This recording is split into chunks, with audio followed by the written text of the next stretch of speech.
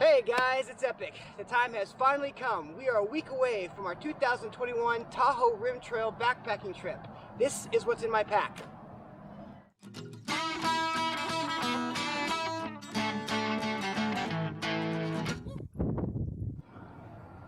Alright, to start things off, I am carrying my Z-Packs Arc Haul backpack. We're going to have a little bit of a heavier carry on this trail because we're going to have to carry more water.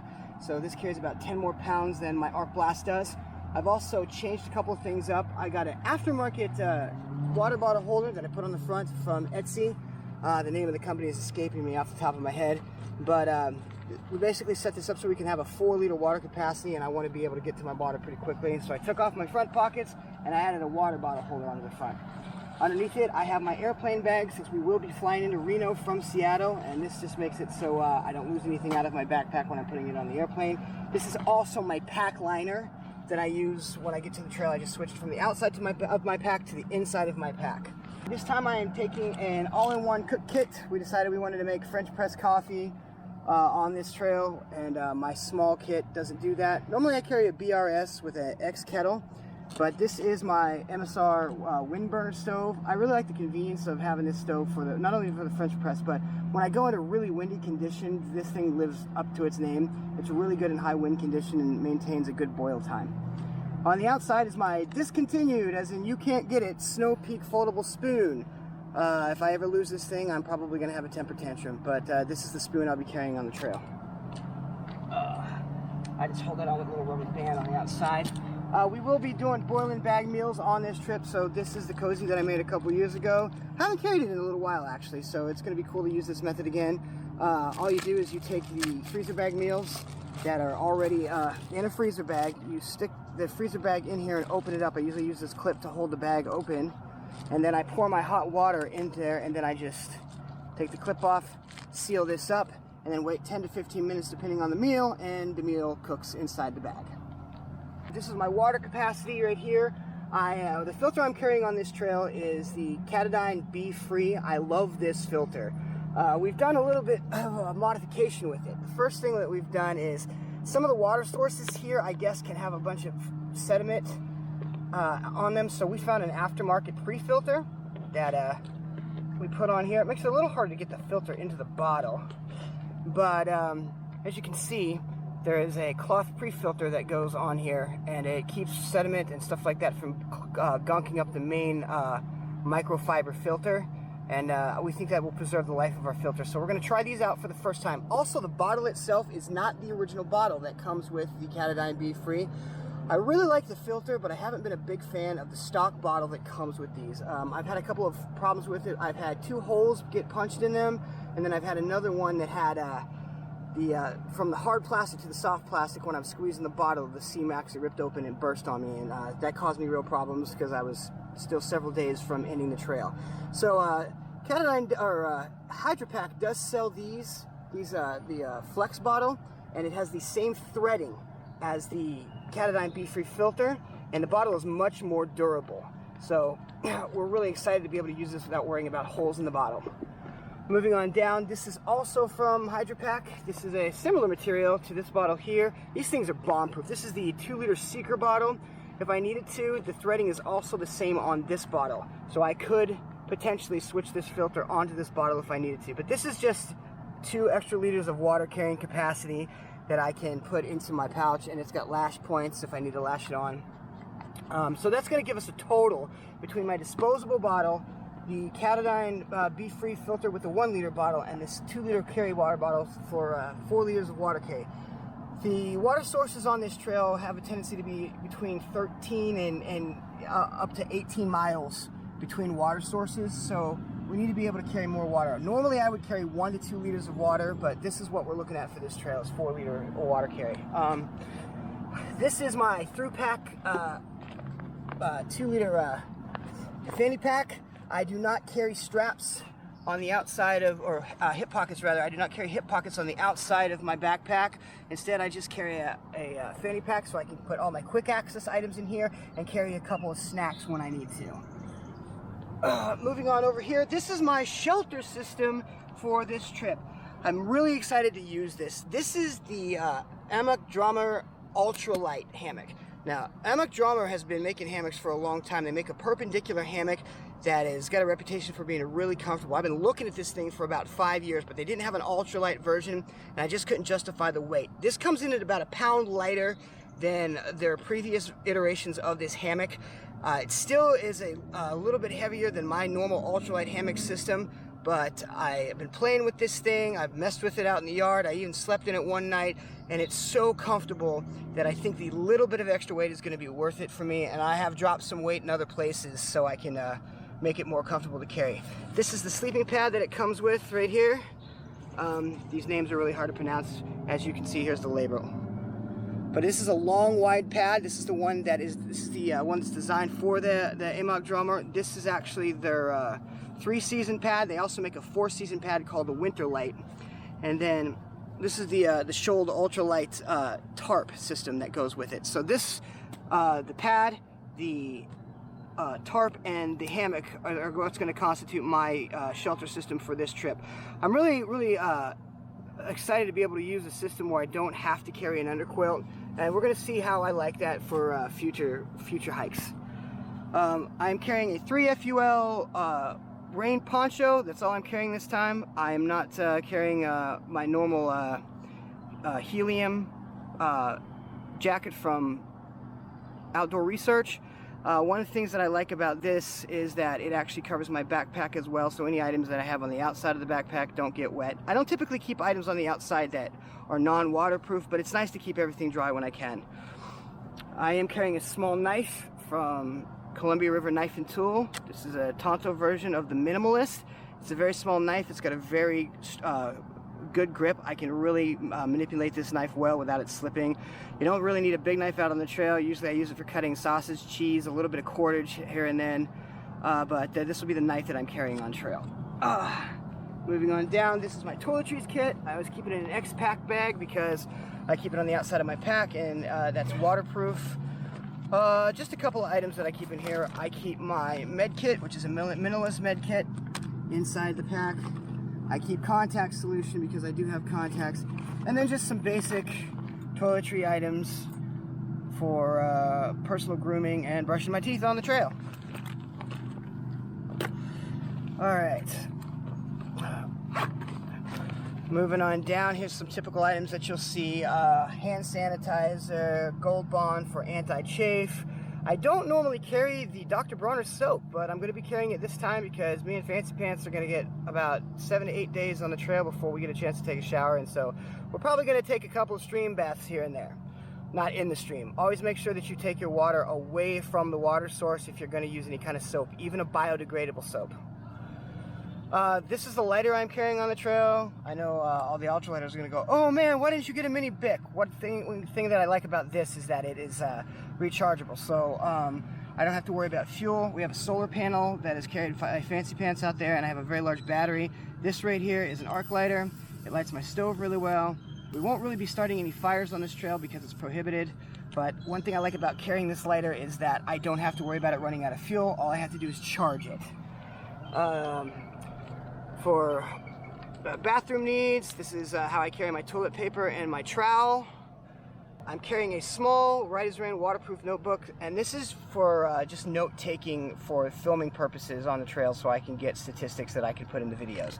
It's waterproof, even the pages on the inside are waterproof, so it's just a small place for me to jot down notes as we go to places. This is my Anchor 26,800 milliamp battery. It is huge. I've started to carry a bigger battery because I have more cameras and electronics to charge out on the trail. So normally this is the battery I carry from now on. And then I carry that battery, sorry for the noise guys, I carry that battery inside this Magpul pouch. It is normally meant for carrying rifle and pistol equipment, but it is waterproof. It's got bomb-proof zippers on it, and it fits my battery perfectly. And then of course I carry the cords that go with charging my gear on the inside. This is my glasses for when I take my contacts out at night, and also I keep my repair kit for anything that I have to repair as far as my tent, backpack, hammock, whatever I may be carrying at the time. This has got pretty much a catch-all amount of gear in here that allows me to take care of small repairs on the trail. Alright, moving on down, I have switched from my large Garmin InReach Explorer to the InReach Mini. It's just lighter to carry. It basically does everything that the Explorer does, with the exception of it doesn't have onboard maps. If you want to use the map system, you have to sync it to your phone in order to use the maps. But it still has all the other features such as SOS and satellite texting. Speaking of my phone, this is my Galaxy Note 9 that I'll be taking on the trip, and a Defender case. That will be what I'm syncing to my Garmin. This is my Nightcore ultralight headlamp, and the strap has been switched out for a lightweight alternative to just make the headlamp lighter. I'll also be carrying these Aftershokz Apex. These are Jawbone headsets. One of the things about being out on the trail is if you put in earbuds, you can't hear what's going on around you, and I don't really like that. I want to hear when hikers are coming up behind me, and I want to hear if there's animal rustling in the bushes. So these actually go over your head, and they do not go inside of your ear. They just touch the outside of your ear, and you get sound through conduction. That way you can still hear things while you're out on the trail.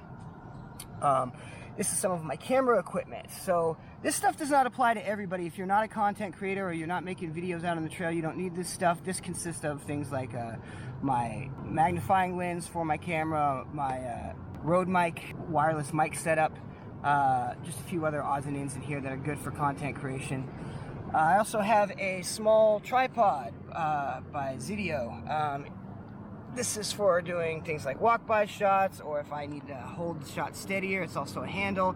And also what's attached to this tripod right here, and also you'll see them on my trekking poles, is a mounts by a company called Snap Mount. These are magnetic mounts. I used to have to unscrew everything all the time and then screw them on other items, but now with these on here, I can just click my cameras onto these different mounts, and it makes for a lot faster process when I'm going down the trail trying to film, so I don't have to stop and unscrew everything. So the camera that I just snapped on here is the Insta360 1R. I love this camera. It is brand new. It is a modular camera that separates into pieces that can turn it into different kinds of camera. Right now it's set up as a 4K wide camera, and if I can get this off, I'll show you guys. But it is a modular camera that actually separates into different configurations. I can turn the screen around to make it a forward-facing screen, a rear-facing screen on the camera, and no matter what configuration, the battery just snaps on the bottom. So yeah, really excited to have this camera. I've already tested the quality. The video footage is fantastic, so we're really excited to have this as a new addition for the camera we're carrying out on the trail. So there's that. This is a lanyard, also part of the camera equipment, that goes onto your neck. The way that this works, and this is just for all you content creators, is it tucks in to your shirt like so, and then the camera, which I put in backwards, snaps onto the mount like that and allows you to take shots from here. It also gives you a place to be hands-free with your camera, so you're not having to pull it out of pockets or finding some place to put it. My camera sits right here the entire time that I film, unless I am physically taking it off to go film somewhere else with it. This is a really good resting spot for it. It doesn't fall off. I can shake, I can move, it'll stay right where it's supposed to. Alright, moving on down. These are my Lucky Titanium trekking poles. These bad boys have lasted me through 2 through hikes at this point. This will be the 3rd, and plus multiple small hikes. I've went through a lot of trekking poles. I don't like the Z-fold poles. I definitely like the ones with this locking mechanism on here, right like that. This is actually, I've had so much problems with any one that's a Z-fold, any of the collapsible poles that have the link cordage in between. I've broken every single one of them. I think I'm kind of rough on my trekking poles, but the Lucky Titaniums are the ones that I'm currently using and probably will continue to use in the future. I'm also carrying a canister of bear spray. I have never had to use this out there, and I hope that continues to be the case. A lot of people will not carry it because they also feel like they'll never have to use it, but to me the logic is you don't carry it for all the moments you don't use it, you carry it for the moment you will need it. I'm also carrying a bear canister this time on the trip, which is full of our initial food right now. This is the 3-day resupply that's going to get us to Incline Village. It is not required to carry a bear canister on the Tahoe Rim Trail. It is highly recommended. You can do a bear hangout there, but I don't want to have to fuss with it, especially with the type of trees out there. They're not really good trees for bear hanging, so I'm just going to go ahead and carry a bear canister on the top of my pack. Okay, what else do we got here? The sleeping bag that I'm carrying is actually just a quilt. It is Enlightened Equipment Revolution 20-degree down quilt. It's the one I have been using since the Appalachian Trail. It's going to be, the weather out there is probably not going to get down below the high 30s. It's not likely. So this is what I'm going to take for the hammock. This is my Apex Tour jacket from Enlightened Equipment. It is a super light, super warm jacket. This is probably the warmest for the weight jacket that I have ever owned. It is not actually down. It's got synthetic material in it called Apex Climate Shield. It's still very, very compressible, and it's extremely warm. This is my bug net. That's pretty self-explanatory. We are going in July, so we could hit heavy mosquitoes, especially with high water sources, so it's good to have a head net. My shemagh, which is a piece of equipment that I absolutely swear by. If you've seen me in other videos, you've seen me talk about this. This takes the place of a towel. It takes the place of a day pack if you're going on a side hike, slack packing without your big backpack. It takes the place of a buff, a face mask, a beanie. I can put this in all kinds of different configurations and make it do a whole lot of jobs, and it saves on weight because I don't have to carry all those other items. This is the underwear that I'll be wearing on the trail. This is the pair that I'm carrying in pack. I have never been a fan of the Ex Officios. I tried them, they ride up on me, I don't find them comfortable. This pair of And1s is a brand that I got from Walmart, and it's not expensive, and it has done great for me on the trail. They stay where they're supposed to stay, they don't cause chafing issues, so really cheap option if you're not into the Ex Officios, just to go to Walmart and get a pair of these And1s. These are the thermals I'm taking. This is just a pair of cheap thermals. I don't even know the brand. I got these from Fred Meyer, which is a Kroger store. Let's see. The brand here, it just says weatherproof. And it's not an expensive pair of thermals. I think they were 25 bucks for the top and 25 bucks for the bottom. Just a pair of waffled thermals.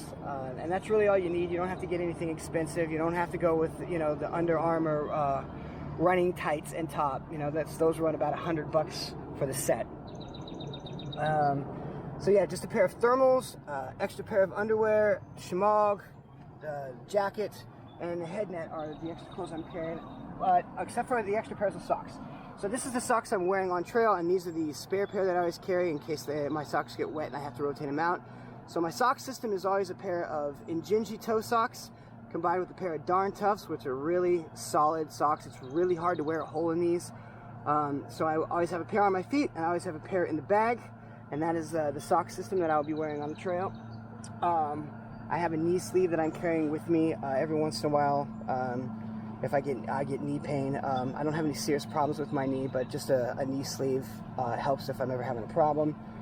I am also carrying, for the first time, I used to carry a pair of sleeping socks, and now I am carrying these down booties that I can wear. Sometimes my feet get cold at night, even when I'm in a warm sleeping bag.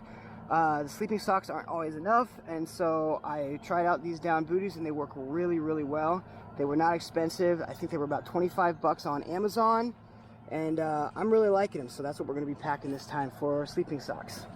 Down to one of the most important things you have in hiking, which is your hiking shoes. These are my new Lone Peak 5s. They are, I wanted to say mid right there because I normally wear mids. These are actually the first pair of trail runners that I'm going to be wearing that are not a mid, that are actually low cut. I've always liked the ones that are almost boot cut. In the past, they provide more ankle support, and it also makes it harder for rocks and dust and things like that to get inside of your shoes. But gave these a try, and tested them out the last few days. I think they're fantastic. They're really, really comfortable. I'm really liking them. I also have a pair of gaiters from Altra that I can put on these so I can deal with the rock problem since I'm wearing a lower cut pair of shoes. If you guys are familiar with Altras and previous iterations of them, the first place that Altra has a tendency to start wearing out, in my opinion, is the toe guards. For the first time, they've put a little stitch line on the front of these shoes that are supposed to help keep these toe guards from wearing out as fast. I'm pretty excited about that. They've also put a vent system on the Altras, it looks like.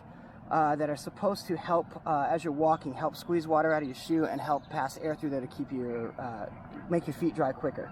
I think that's everything. So yeah, guys, hope you enjoyed this video. This is what we're looking for the 2021 Tahoe Rim Trail hike. For a more detailed list of what I'm carrying, the weights, and all the product information, be sure and check out in the description my lighterpack.com gear list. You can find that in the description below, and you can check out what it is me and Fancy Pants are carrying on this trail. Happy trails, guys.